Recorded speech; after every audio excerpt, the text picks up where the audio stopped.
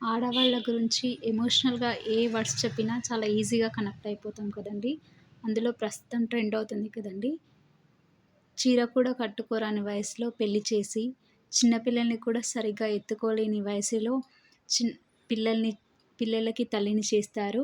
సరిగ్గా సరదాగా గడపాల్సిన సమయంలో అత్తాకోడళ్ళతో తగువులు, తోటికోడళ్ళతో కయ్యాలు అనే ఒక టాపిక్ ఉంది కదండీ! బాగా ట్రెండ్ అవుతుందండి.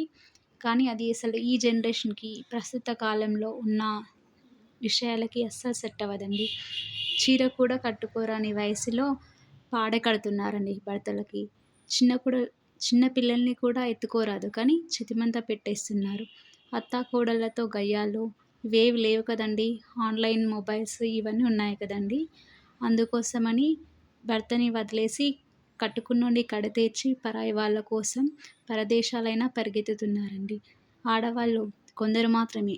ఎవరైతే మీరు ఇలా చేస్తున్నారో భర్తల్ని కాదని పరాయి వాళ్ళ కోసం ఇంటి వాళ్ళని కడతేర్చి బయటికి వెళ్ళాలనుకుంటున్నారో మీలాంటి వాళ్ళ వల్ల పవిత్రంగా బ్రతికే చాలామంది ఆడవాళ్ళ గౌరవం పాడవుతుందండి. మీరు చనిపోండి. వాళ్ళనెందుకండి చంపేయడం?